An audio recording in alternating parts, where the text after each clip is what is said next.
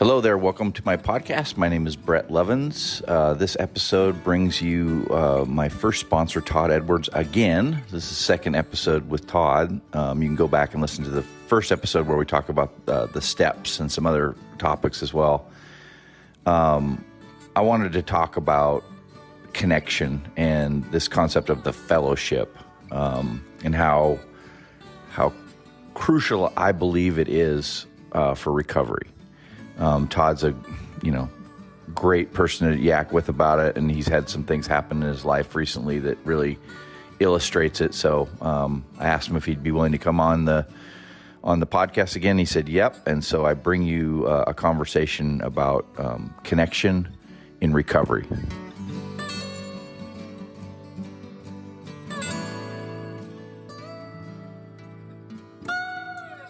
So welcome, everybody, to the latest podcast. I'm here with Todd Edwards. Todd is my first sponsor from back in 2013 when I got sober in Fort Collins, Colorado. We've stayed in touch, so I've known him since month one of my sobriety.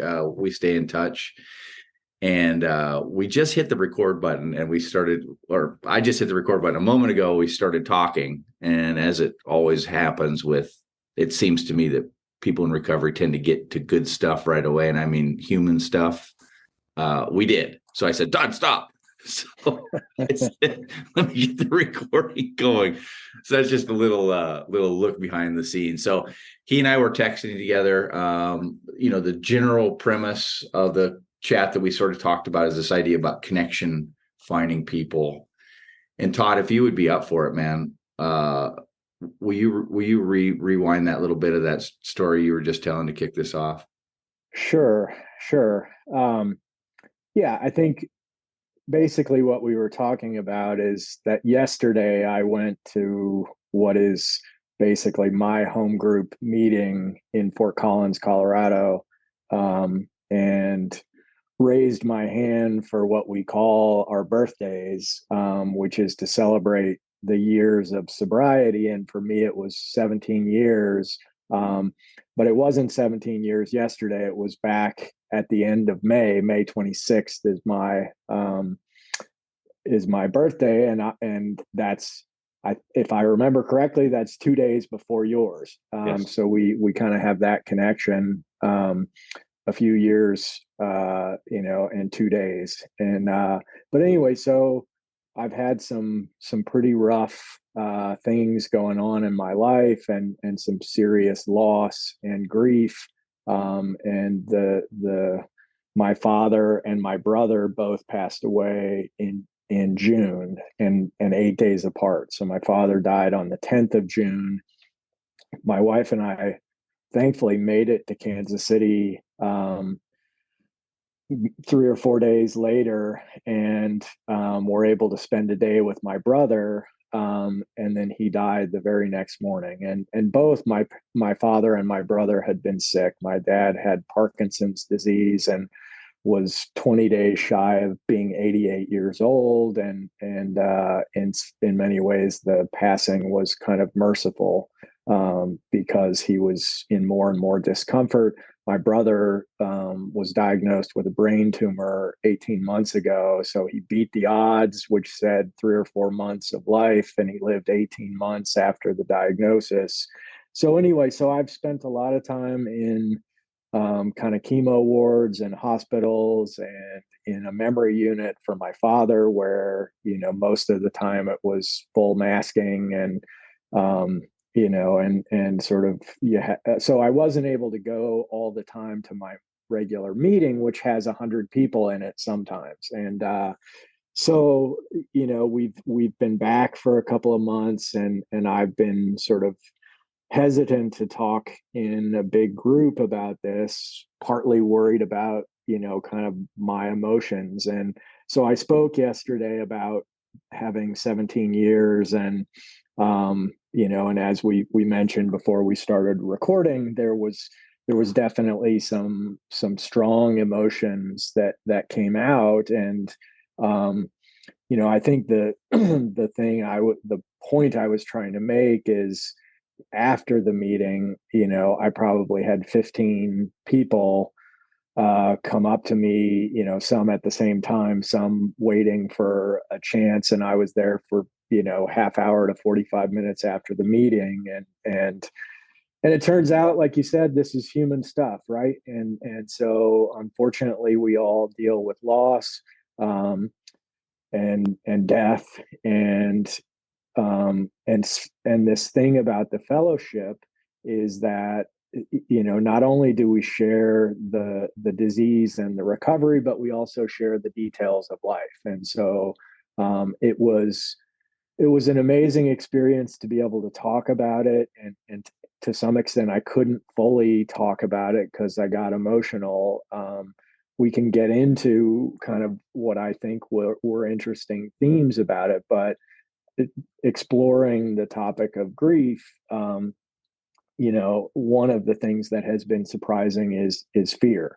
And fear is one of these things, these basic human emotions that we all share, whether we're alcoholic or not. And but I guess to end that comment, the power of the fellowship and being in recovery with a group of people, and this group includes people that were there on the first day that I walked into the program. um, One of our mutual friends, Lance, got 23 years yesterday, and so he spoke first, and he was one of the guys that was literally in the room when I walked in on day one. And so, there's all those powerful connections inside of recovery that allow you to get through this stuff. One final point, one surprising thing is, as we were driving home from the joint funeral for my father and my brother, and having gone through this very emotional and sort of shocking event, it occurred to me that never once had I thought about drinking. Like there was absolutely no sense in which drinking or using would have improved things. And that was kind of surprising because I didn't, oftentimes I'll at least wonder whether, gosh, what would I have done in the old days, and it just didn't come up. So those are a lot of topics, and I'm certainly happy to go wherever you want to go. Yeah. Well, I've already said, I'll just say this on this podcast because, sorry about all that, Todd. This is, I'll pick this, I'll run with this theme. So I'm, as you know, I'm really interested in patterns. I'm interested in seeing patterns in human behavior in the rooms of recovery. And one of the things I hear on the regular is, yeah, but what if when something horrible happens, right? That I've heard so many times. Yeah, but I'm good now, but what if X, Y, or Z happens? Or the person who says, kind of like you right now, X, Y, or Z happened and I was able to stay sober. And I've heard X, Y, or Z has happened and that was, I couldn't take it and I had to start drinking again. So you can't know, right? I don't have this in my story yet, Todd. I haven't lost, a parent yet, but it's something that I think about, right? Like how am I going to deal with that? So if you're up for it, why don't we meet? You're 17 years sober. You've got some reps, right? You may have thought about this in advance about, your recovery and what you're going to do, but was there anything action oriented that you were doing to prevent it, or was it as natural as the rain falls from the sky? What would you say there? It's a great question. And I think as a background, like you, I'm always looking for kind of patterns, and I think when I sit in meetings and I listen to people speak, I think the first thing that always makes me kind of, sort of listen more closely is when people talk about going back out of, stopping their sobriety, and I want to know, how did that happen? But I also always listen to people when bad stuff happens in their life, and kind of how are they dealing with this. And so 17 years means I've heard a lot of people with a lot of tough things that have happened. Um, the honest truth is, I don't think there's any strong correlation between bad stuff and drinking. Again, the bigger pattern that I see is people um, stepping back from connection and fellowship and spiritual progress, and that distance allows something to happen. Mysterious as it is, it would appear to be a sort of, coup d'etat of the ego that says, I've got this. And then whether good stuff happens or bad stuff happens, you're more susceptible to going back out. So with me specifically, I didn't do anything differently than I've always done. I mean, I think I did more of it. And I think the program, the thing in recovery in general, the thing that is so significant is sort of the concept of paying attention to what's going on in your mind and in your emotions, and not judging what it is, maybe labeling it, and knowing that it changes, that it has a lot of unusual contours. And if anything, it's just a period of magnified human emotions, right? And but one of the things that we always talk about, like it almost becomes a cliche in meeting rooms, is that your thoughts and your emotions are kind of like trains at Grand Central Station, like they're coming and they're going all the time, and you don't have to get on one if you don't want to. And so, I definitely texted and spoke on the phone to I wouldn't say lots of people, like you and I texted, periodically. And I certainly texted some of my closer AA friends and contacts. I have one person that I'm working with pretty closely, and we talked on the phone quite a bit. But I also connected with non-recovery friends from my life. Um, and I probably did a little bit more reading, um, sort of spiritually oriented reading than normal, to kind of help get through it. But if anything, all that means is that I was doing a little bit more of the same rather than something different. And so I would, conclude this comment also by saying I am a gigantic, like the word fellowship sometimes sounds, whatever. It's like the Lord of the Rings sounding, or, something like that. Um, but really it means human connection, like creating them and then nurturing them and maintaining them, and then using them when bad stuff happens. So I was overwhelmed yesterday when I talked about my situation, and why I had not been able to talk about um, my sobriety birthday back at the end of May. And but telling my story, yesterday, like I was overwhelmed by kind of the number of people that were reaching out, that it's like, wow, there's 50 people that I know on a first name basis, and half of them are coming up to, give me a hug, or shake my hand, or just, somebody gave me a title. They had written a title of a book down on a piece of paper. Another woman literally gave me a rock that was painted like a ladybug. And I guess there's some group of people that when somebody experiences severe loss in their life, that you kind of hand the ladybug to them. So I got it yesterday, and my only responsibility is, when I see somebody in pain, from death in the family to go and talk to them and give it to them. And what she said was amazing. She said, "You don't have to do this alone. There's a lot of us here to do it with you. Um, that these things pass." Again, what we just talked about, that it takes time and you have to feel it to heal, and then to pass it on, and that's the essence of AA. So this is yeah, so it's a cool rock, um, but really it's about fellowship and connection, and all of us supporting one another. One final comment. Somebody said in the meeting, there's a guy that I'm kind of into reading called Ram Dass, who's, contrary to the sound of the name, he's an American guy. And he said something to the effect that really what we're all trying to do is just walk one another home.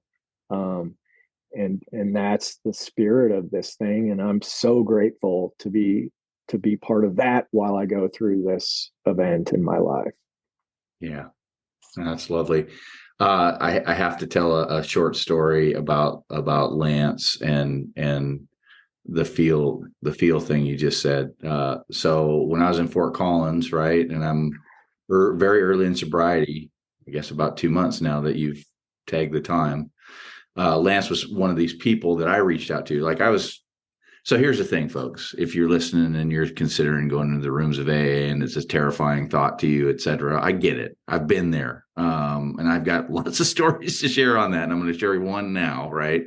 I'm the guy who sat in the back. I'm the guy who gets out of there fast. And that's what I needed to do for a while. And so there's room for that, right? So, but over time, the picture that Todd is painting, which I concur with as one of the pillars of my belief system when it comes to recovering from drug and alcohol abuse, is two things. One, if you have this thing, call it alcoholism or whatever else, inability to moderate, you probably want to stop drinking as number one. And number two is you probably want to find some people. So I'm going to lead with that. And then I'm going to tell you this story, Todd. I think you'll enjoy. I've probably told you it before.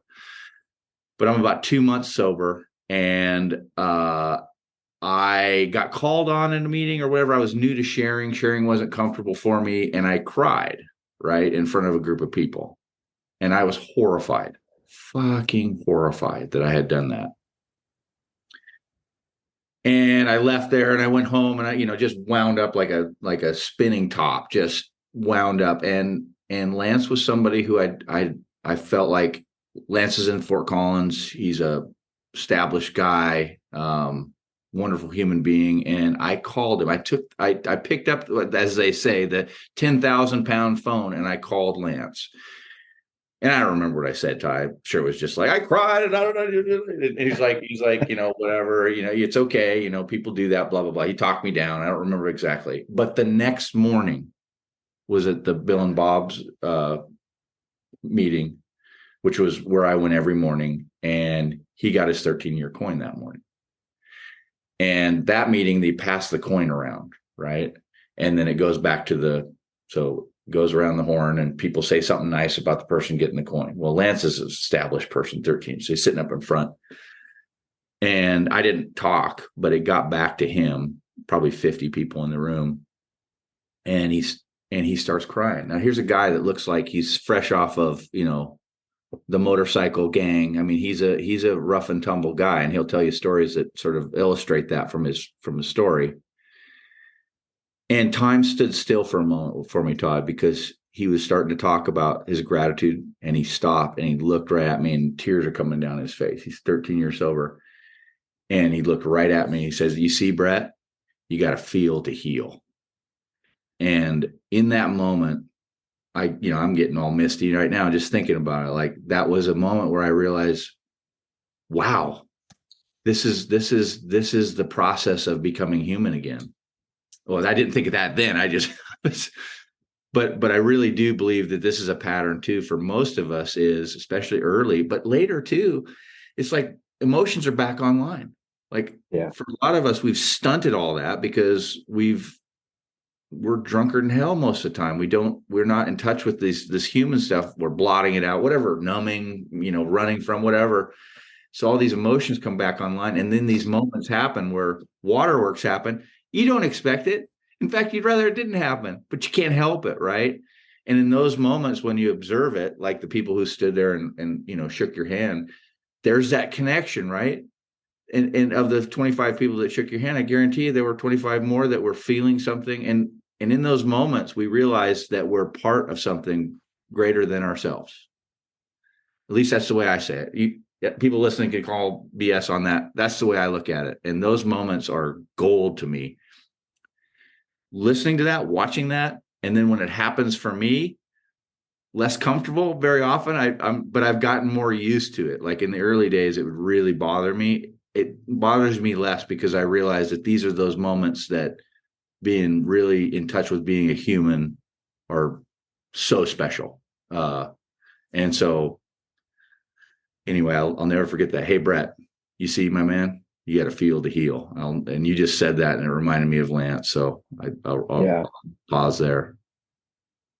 Yeah, it's amazing, and a number of the people that came up kind of made your same point, which was, first of all, to thank me for being willing to do that, and that it touches 100 people to be able to let those human emotions happen and share them with a group of people that not only has helped, save my life, but is also struggling with the same issues. And so a couple of people said, like, you specifically help us by your willingness to be honest, even when honesty kind of sucks, right? Like, no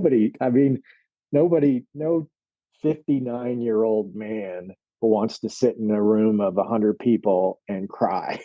Right? Like it's just, it's not part of our DNA, and yet that is part of the DNA of recovery, right? And what that ultimately gets to is this. I You and I have talked about this a lot, that denial is tricky and it's complex, and all of us suffer from denial. And simple denial can just be, no, I didn't have 12 beers, I only had 3, right? But you can get pretty complex in your denial, like saying, if I have 12 beers but I can run 8 miles, then I'm fine, right? And or you can create all kinds of basically little lies that you tell yourself, and often you believe them, right? That's why it's so complicated. Um and I get down to the basic concept that denial and lying is sickness, and rigorous honesty and openness is recovery, or it's the beginning of recovery. And so if we're trying to hide to people that we're not in pain, then we're not telling the truth. And so if you can tell the truth to a room of 100 people in a way that is painful and real, then you're actually participating in recovery in a group setting.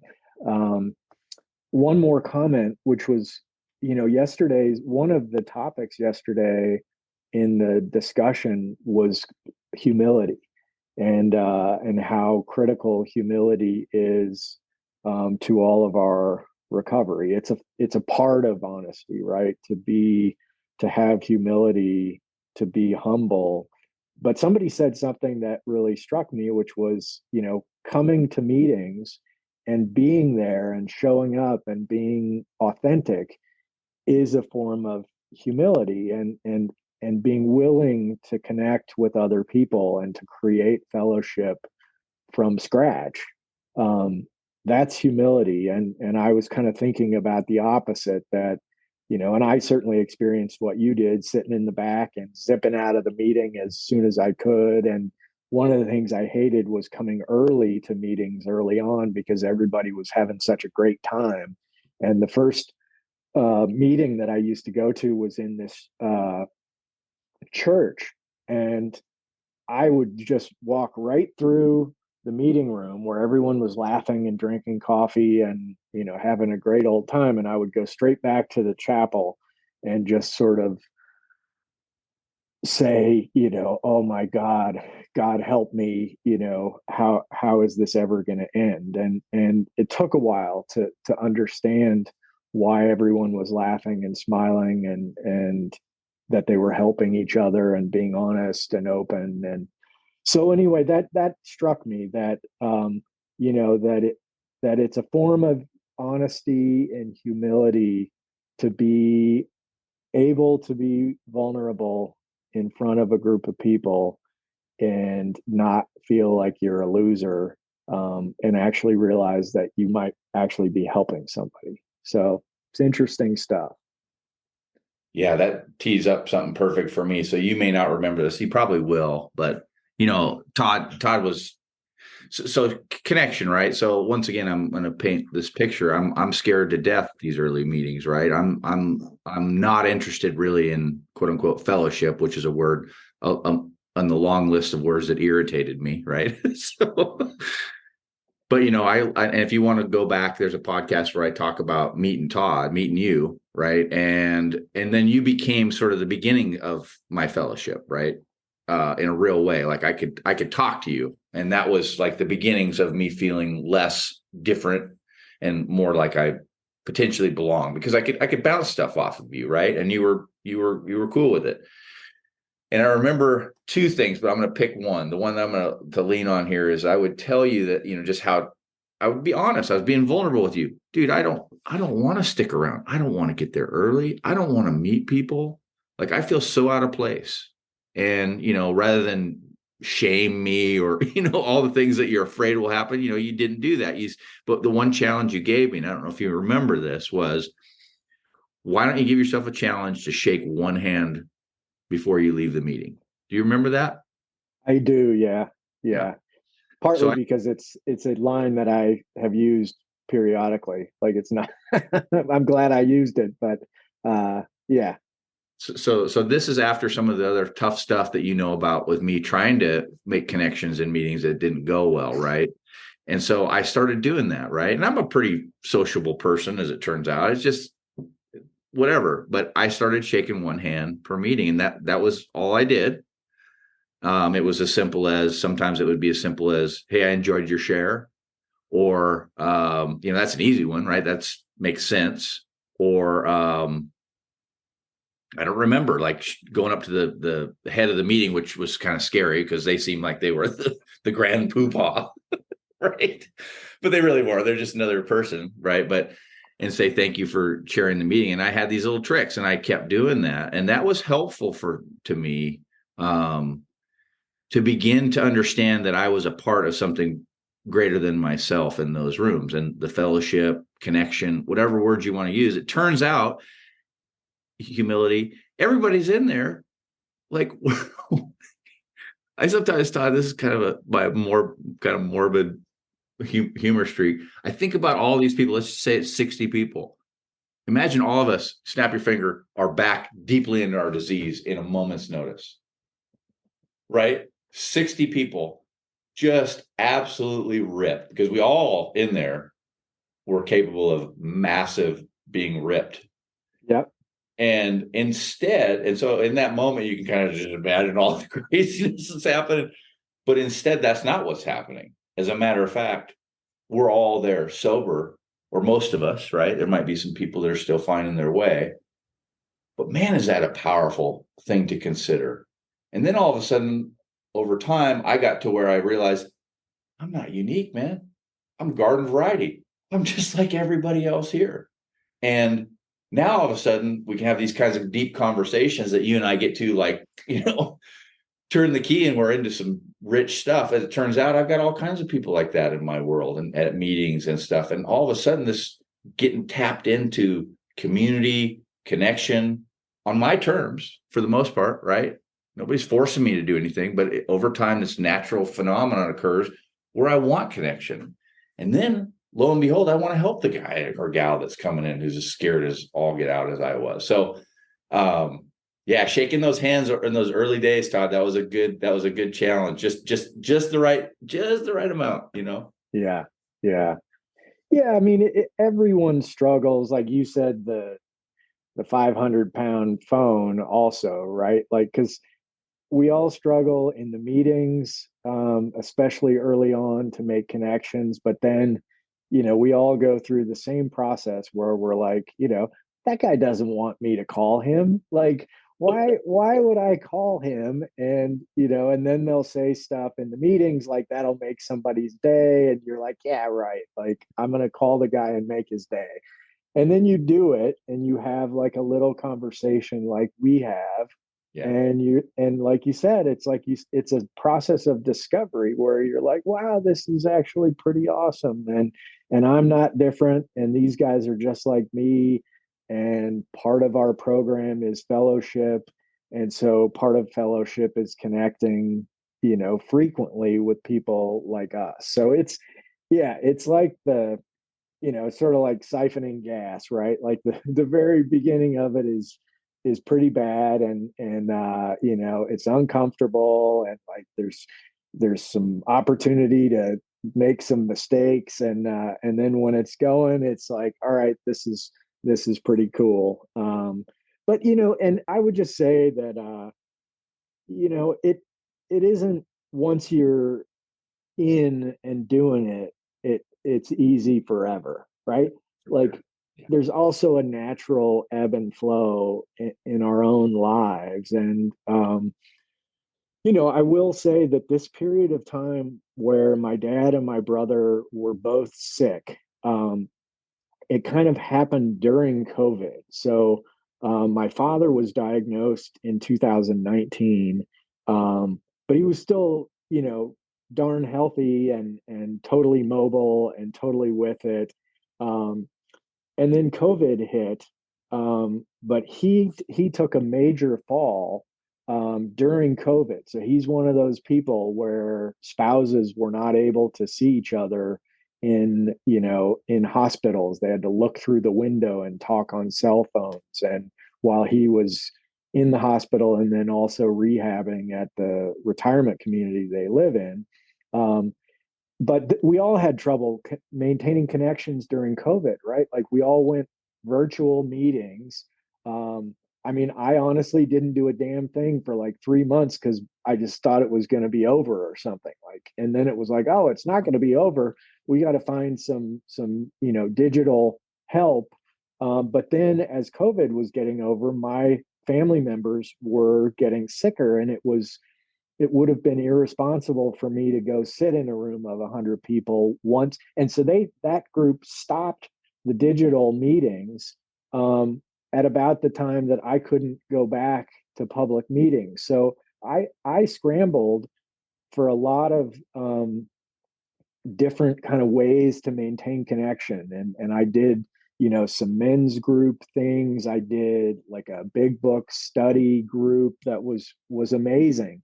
I you and I have had these periodic chats. I used to go during the height of COVID and meet my sponsee, and we'd go for walks and talk program but be outside even when it was like freezing cold. um, and then I got shy again, like, because I was away, and big stuff was happening in my life, and it became harder for a while, and so to connect, and so I've had to take my own advice and go and make myself stay after the meetings and go connect with people, and so that's also why yesterday was such a big deal, because I was able to finally get honest in the group and then be shown how deep these connections really are, and so it was amazing. But anyway, it's a long way of saying, like, we're all, to one degree or another, a little shy, and we don't want to be vulnerable. We don't always want to, make the effort. And so it's part of the magic of the program to just do it, right? And then it turns out it's the same as speaking in a large group of people, right? Like nobody really wants to speak in front of 100 people, and then you do it, and a lot of times it feels pretty good after you're done. And when you make that effort to connect with people, it ends up feeling pretty darn good, almost all the time.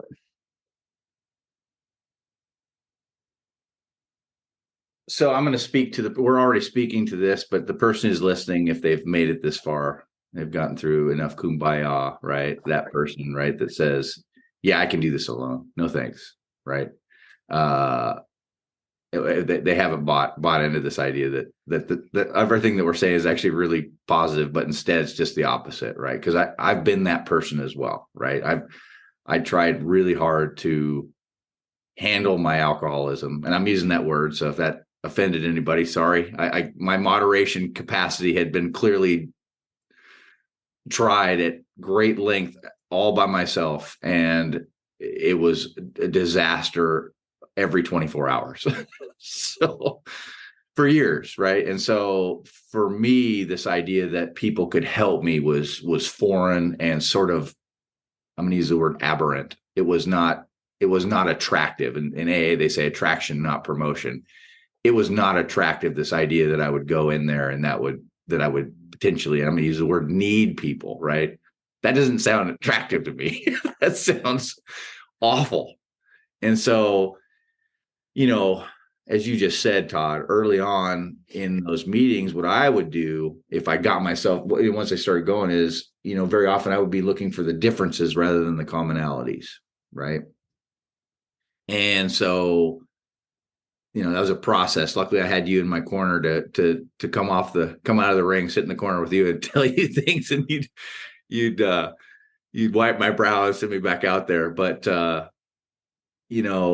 what I found over time is that you start to realize everybody feels those ways, right? And so you don't have to be perfect. It's not a performance. It's a long arc of again, I use these words, becoming human again.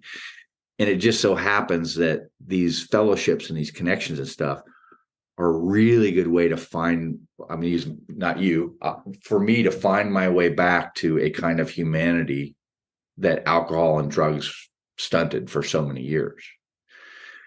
So I say all that because, some people will find that, well, yeah, whatever, dude. And some people will be like, yeah, you're right on the money, man. I went to an AA meeting and everything you guys are saying scares me, right? I mean, my first meeting, we're holding hands at the end. Like that was like Martianville to me. And to this day, now I make jokes at every meeting, whether I'm at my home group or anywhere else, about hand holding. Like, and it lightens the mood because everybody like understands that can be kind of a weird thing. By the way, not all meetings hand hold. In fact, many don't, but some do. So that's a thing that can happen at the end and surprise some people. So, yeah. But over time, it's actually kind of cool. So anyway, that's a lot. Yeah. What do you think? Yeah. Anything that's interesting to you? Well, we have talked over the years multiple times about different paths to sobriety and different programs and whether they work or not. And I think both of us are pretty, let's just say, pretty open to like the idea that we don't have some kind of claim on the one way to sobriety. So there's obviously other paths to sobriety, but I would tend to say a couple of things from my experience. I've had friends and relatives, that have tried these various programs of moderated drinking. I don't think they work. And that sounds like I believe I've found the truth and that's the only truth, but I haven't seen a single moderated drinking program that works. And there's an old saying in AA that about whether kind of to, sort of quickly decide whether you're an alcoholic. And it's like, if you are in control, then you're not getting what you want, right? So it requires honesty about how much you would like. And so if you're in control, it means that you're controlling your drinking, and it means you're not getting what you want. So if you're in control, you're not getting what you want. And if you get what you want, you're not in control, right? And that's a pretty simple way to start, whether you're an alcoholic or not. So these kind of moderate drinking programs, I think, what you're talking about is a lifetime of white knuckling it, right? Of not getting what you want, but saying that's better than whatever program there is that is centered on abstinence. And so, like I said, I've tried controlled drinking enough to know that it required a Herculean effort every single day. I used to travel in Europe for business on these 2-week trips. And when the alcoholism was really starting to kick in, it was interfering with my ability. I had to give presentations like throughout the day. And so I came up with one of my many plans where I would moderate my drinking.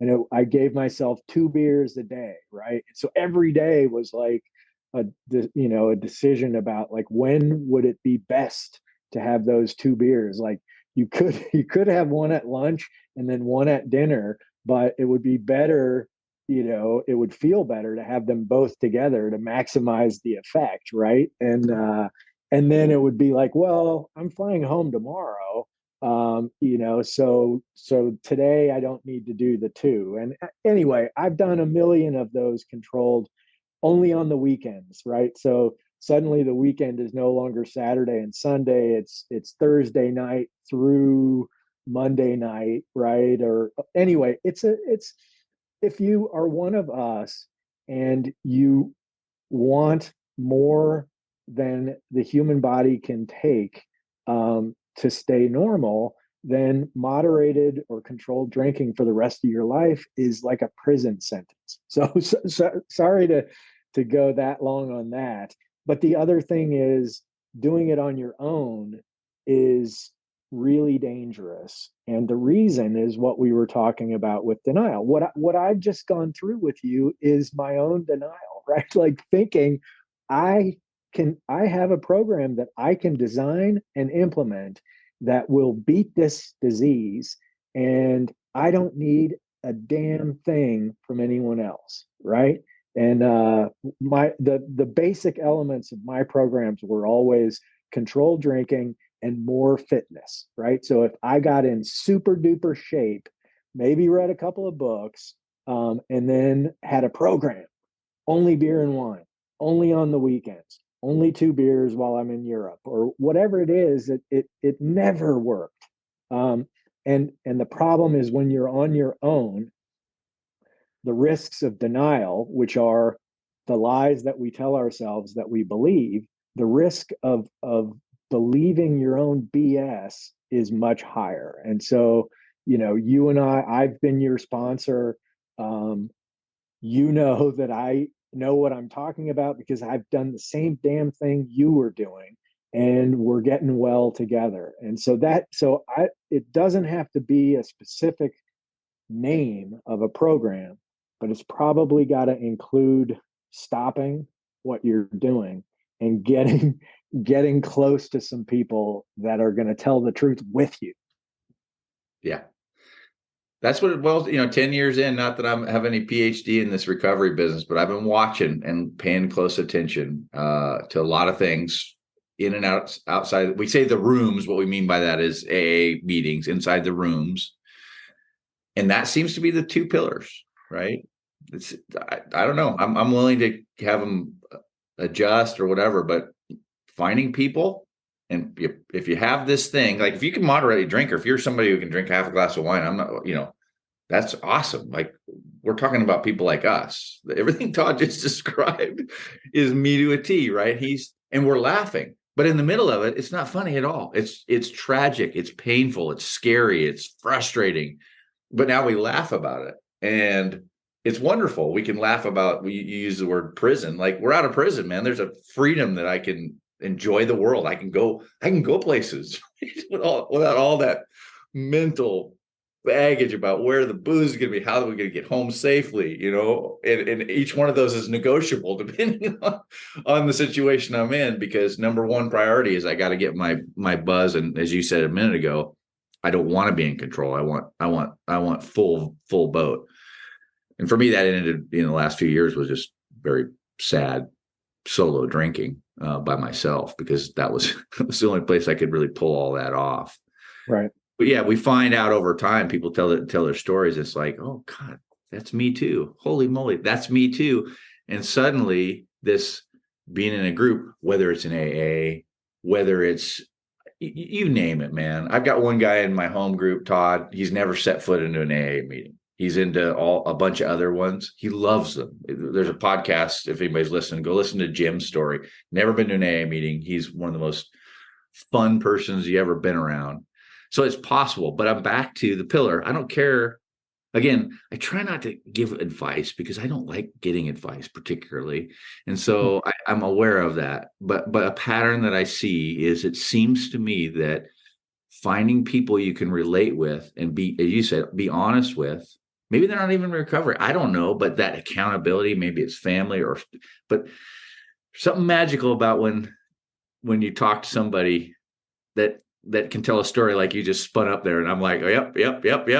All the different little scenarios and plans that just go through the ditch over and over and over again, right? There's powerful about that. Fellowship, connection.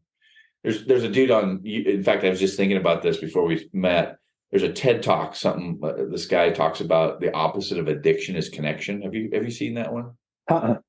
Yeah, I'll put it in the show notes for folks. It's really quite powerful, and it basically talks about humans being wired for connection. Interesting. So we're back to that, and here you and I are connecting. We talk every so often, and we're ready to dive in and be humans, and it's amazing, right? And I believe it helps me with my quote unquote recovery. So my program, if you don't like it, tough. And it's working for me, right? And so even though life isn't always easy, it seems to me to be a lot easier when I can stay in touch with other people in recovery. 10 years later, still true. Hey, I was going to make one more comment about I agree with pretty much everything you just said. Like and that is like we've talked about, that's the connection. One of the things I like to point out to people is in this kind of concept that denial is very, very powerful and very, very complicated. I like to think of alcoholism as like, it's ultimately a disease, right? And you either have it or you don't. And so it is not a function of what you wish or what you want, right? And so the kind of common denominator of these silly little programs that we implemented on our own, right? That we designed, right? One of my famous ones was only drinking when we had company. And guess what? We started having a lot of company and great big dinners but one time I quit for a year. I was living in New Orleans and I didn't quite make it a year. I think I made it like 11 and a half months to my birthday. And boy, was that a big birthday. But the essence of the program of the controlled drinking is that you think that something that you're going to do is going to make it clear whether you're an alcoholic or not. And there's absolutely nothing that you can. So it's like diabetes, right? Like you can't try harder to not be a diabetic, and you can't run faster and drink 2 beers to make yourself not an alcoholic. Only an alcoholic designs these things. And so when you and I see people saying like, oh yeah, whatever, I'm only going to drink on Wednesdays or anything like that, the only person crazy enough to do that is one of us, right? Like, and it's sad. You don't want to say it in public, like, hey, good, keep trying, good for you. But like I said, you cannot try harder and make yourself not an alcoholic, right? So that's one of the things I said in the meeting yesterday. The hardest step for me was step one. I'm powerless over alcohol and my life has become unmanageable. I was fine with the powerless over alcohol because I had tried so many damn times with all these ridiculous programs to control it. It didn't work. But I wanted to be in charge. I wanted to say I was still controlling everything. And that's hard to let go of. And so that's one of the beautiful things about the fellowship is doing this with other people. Like, I had a sponsor, so I was ticked off because I started shaking, the last couple of years, my hands did. And so I had little kids, and, the honest truth is tying my son's shoes was a little bit of a task. So sometimes I'd have a quick beer in the morning, and I was a little ticked off. All the other kids had Velcro shoes. Like, why did my kids still have shoestrings? Right? Like, as if that was a normal thought. Um, so, it takes it, number one, you are or you aren't. And number two, if you are, you need help. And that's where the humility comes in, to ask for help. And slowly the help becomes fun. And then we're doing what you and I are doing. Yeah. Right. Oh, I gotta share this one too. Yes, all of the above. So those that aren't steeped in AA stuff, Todd just rattled off the first step. There's 12 steps. 12 steps over, and this first step is we admitted we were powerless over alcohol and our lives had become unmanageable. And I can remember when Todd first laid that one on me, how irritated I was about most of it. So anyway, let's just set that aside. But then step two comes along. And look, I'm not advocating AA. For those of you that are starting to get uncomfortable because I'm advocating AA or starting to step thump, I'm not. In fact, go listen to our Todd and I's other conversation about the steps, the other podcast. I think you'll find it pretty welcoming. But step two, like my favor, step one and two, like they are the rocks. And step two says, came to believe that a power greater than ourselves could restore us to sanity. Well, here's the part of it that I didn't catch until about 5 months in, and it was Lane, your sponsor, who set me up on this one. We were sitting outside, and I'd gotten to know Lane a bit, and he says, Brett, notice it doesn't say we believe. It said we came to believe.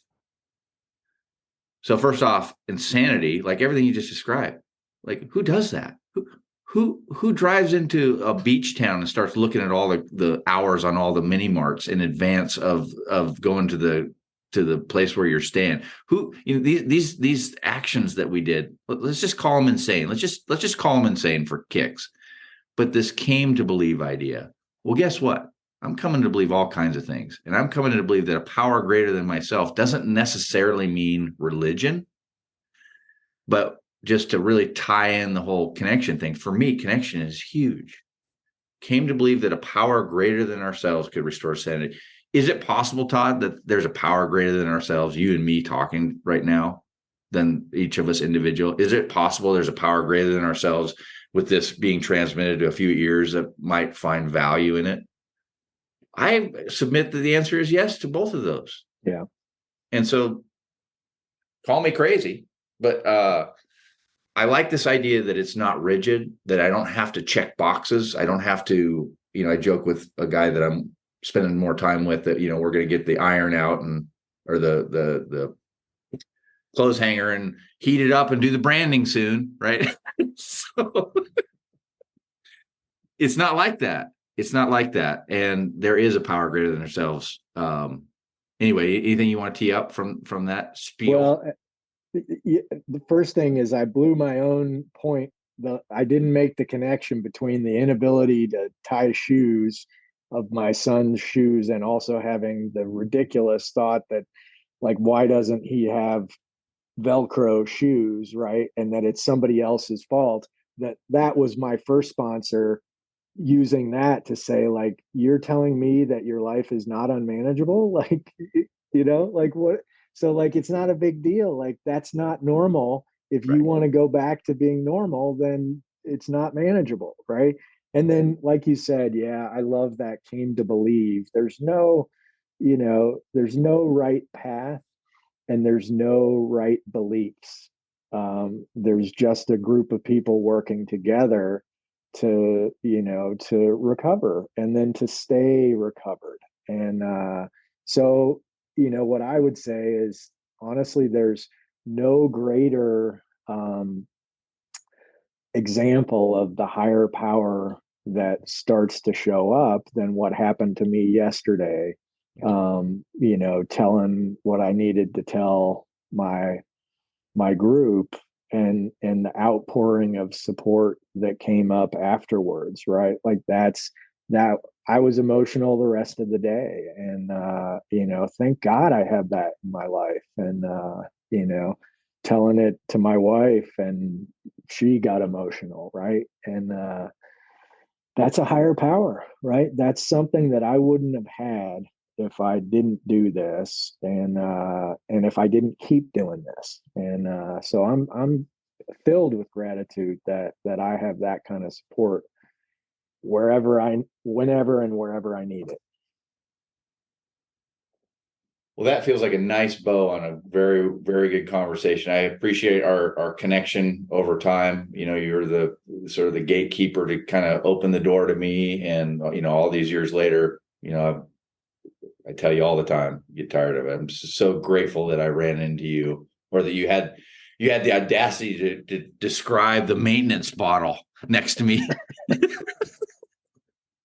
That's the hook, line, and sinker me. Todd, I think you're wonderful. Thank you for sharing your humanity, and thanks for sharing your story with this audience. Any closing thoughts from you? No, I would come right back at you, and I'm grateful that our paths crossed, and that you're part of my recovery. I'm super grateful for that. So thanks for having me again as a guest. Yeah, right on.